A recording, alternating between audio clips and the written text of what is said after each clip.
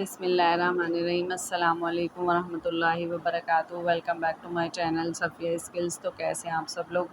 उम्मीद करती हूँ आप सब लोग खैरियत से होंगे। अल्लाह पाक आप तमाम लोगों को अपनी सोमान में रखें, आमीन सुम्मा आमीन। तो आप देख सकते हैं यहाँ मैंने बीफ स्टू बनाया है, बहुत ही लजीज बनकर तैयार हुआ था।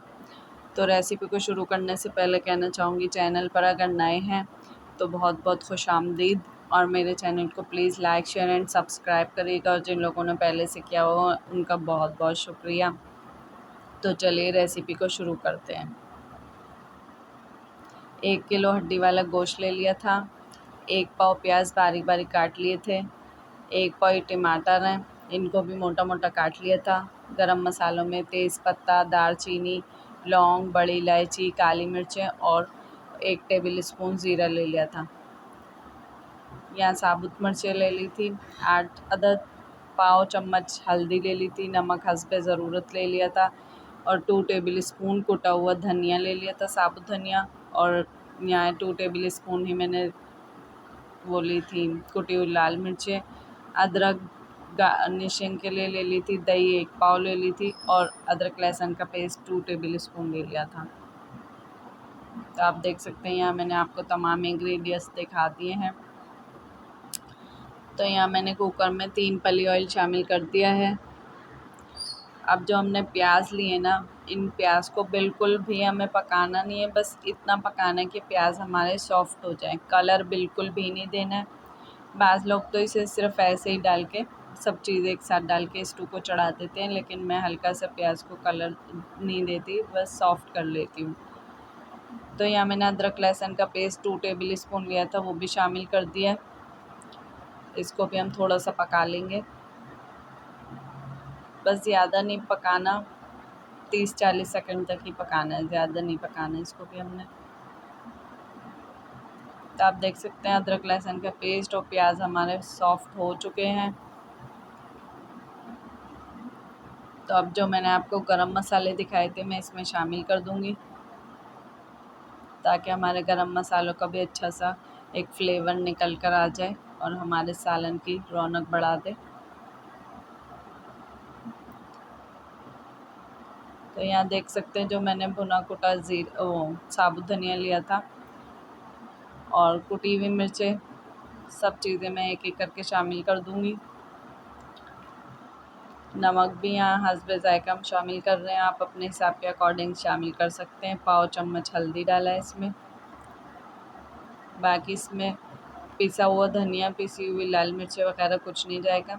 हल्का सा पानी शामिल कर दिए ताकि हमारे मसाले जले नहीं। अब इसको हम अच्छी तरीके से भून लेंगे।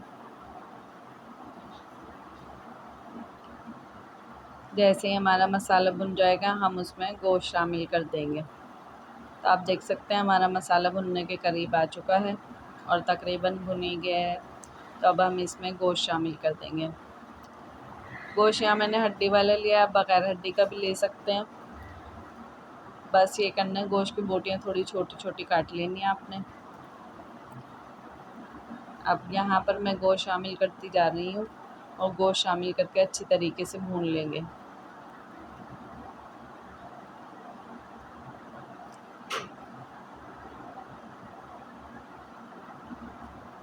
तो आप देख सकते हैं यहाँ पे मैं गोश्त भून रही हूँ और गोश्त को तकरीबन हम यहाँ पर 5 मिनट तक भूनेंगे। शुरू में गोश्त भून लेते हैं तो उससे ये फ़ायदा होता है हमारा कि हमारे जो गोश्त है उसमें कोई स्मेल नहीं आती। अब यहाँ जो मैंने मोटे मोटे टमाटर काट के रखे थे उसे भी मैं शामिल कर रही हूँ। आप देख सकते हैं यहाँ मैंने आज टमाटर छील कर यूज़ नहीं किया, क्योंकि स्टू इसमें हम टमाटर ऐसे ही, और कुछ लोग तो साबित भी डाल देते हैं, पर हमने इसके 4-4 टुकड़े करके डाले हैं। अब यहाँ तकरीबन हमारा गोश्त 5 मिनट तक भुन चुका था।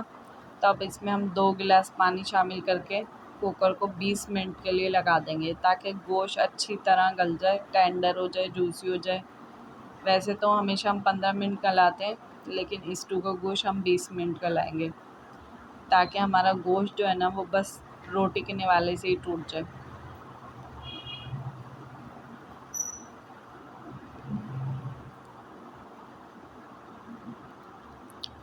तो आप देख सकते हैं यहाँ 15 मिनट हो चुके थे, मैंने कुकर खोल लिया है ये जो टमाटर हैं अब आप देख सकते हैं इसके छिलके अलग हो गए, इन छिलकों को हम रिमूव कर देंगे इंडिया में से।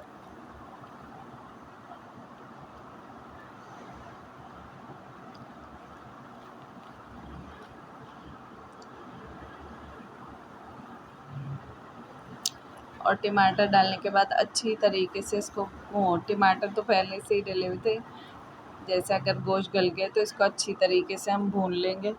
और आप देख सकते हैं हमारा गोश्त कितने अच्छी तरीके से भुन चुका है, ऑयल सरफेस पर आ चुका है, ऑयल नज़र आना स्टार्ट हो गया है। तो जो मैंने आपको 1 पाव दही दिखाई थी वो हम शामिल कर देंगे। या मैं प्याज, टमाटर और दही ज़्यादा इसलिए शामिल कर रही हूँ क्योंकि हमारे घर में ग्रेवी ज़्यादा पसंद की जाती है। आप लोगों के अगर कम पसंद की जाती हो तो आप दही आधा पाव भी यूज़ कर सकते हैं, और प्याज मैंने 1 पाव यूज़ किया है तो आप प्याज आधा पाव भी यूज़ कर सकते हैं। तो जो मैंने आपको साबुत मिर्चें और हरी मिर्चें दिखाई थी वो अब हम इस स्टेज पर शामिल कर देंगे और अच्छी तरीके से भून लेंगे। बस भूनते ही हमारा बीफ स्टू तैयार हो जाएगा, बहुत ही मज़ेदार लज़ीज़ किस्म का। आप देख सकते हैं हमारा स्टू तैयार हो चुका है, मसाला भुन गया है, ऑयल नज़र आ गया है और ग्रेवी भी कितनी अच्छी आई है। यही अगर हम रेस्टोरेंट में खाने जाएं तो वहाँ पे सिर्फ बोटियाँ बोटियाँ होती हैं, ग्रेवी होती नहीं। तो ये है हमारी रेसिपी का फाइनल लुक। तो आप घर में इतना अच्छा मज़ेदार शादियों जैसा, दावत जैसा बना सकते हैं और घर वालों को हैरान कर सकते हैं। सब आपकी तारीफ़ करेंगे। मेरी रेसिपी से ज़रूर ट्राई कीजिएगा। चैनल पर अगर नए हैं तो चैनल को please like, share and subscribe ज़रूर करिएगा और साथ में लगे घंटी के बटन को ज़रूर हिट करिएगा ताकि मेरी तमाम वीडियोस सबसे पहले आपको देखने को मिले। और जिन लोगों ने पहले से सब्सक्राइब किया हुआ है तो उनको मेरी तरफ़ से बहुत बहुत शुक्रिया। चलिए ओके, अल्लाह हाफ़िज़, अपना ख़्याल रखिएगा, अल्लाह निगहबान।